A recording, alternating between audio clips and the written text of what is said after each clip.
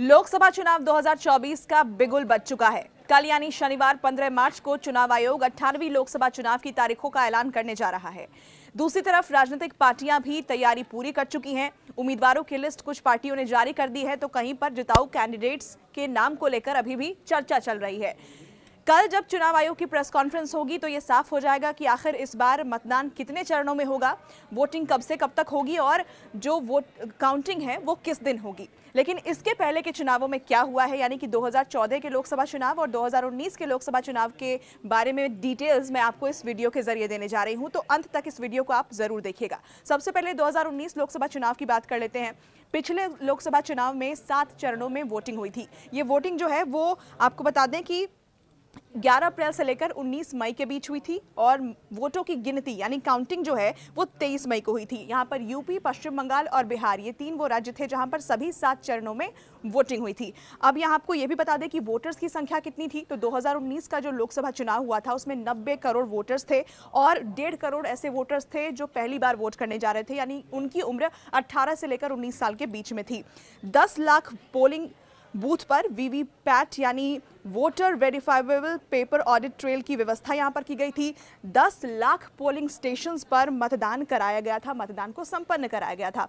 और भी डिटेल्स आपको दे दें कि 2014 की तुलना में यहां पर जो नए वोटर्स थे, जो संख्या थी वोटर्स की, वो 8.4 करोड़ ज़्यादा बढ़ गई थी और 99.3% ऐसे वोटर्स जिनके पास वोटर आईडी कार्ड पहुंच गया था। ये बहुत बड़ी सफलता के तौर पर देखा जाता है। अब रिजल्ट क्या था इसकी भी बात कर लेते हैं।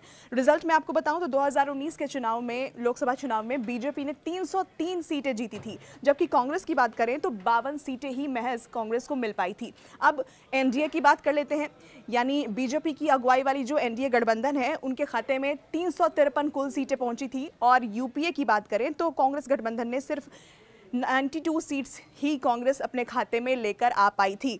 तो ये तो 2019 के लोकसभा चुनाव के रिजल्ट की बात हो गई। अब जरा 2014 की भी बात कर लेते हैं कि आखिर 2014 के लोकसभा चुनाव में क्या हुआ था। जल्दी से आप ये भी जान लीजिए। देखिए, तब की जो वोटिंग थी वो 7 अप्रैल से लेकर 12 मई के बीच में 9 चरणों में संपन्न कराई गई थी। 9 फेजेस में वहां पर जो वोटिंग थी वो देश में हुए थे और वोटों की गिनती जो है वो 16 मई को की गई थी। इसके बाद 26 मई की वो तारीख जब नरेंद्र मोदी ने पहली बार देश के प्रधानमंत्री के तौर पर शपथ ली।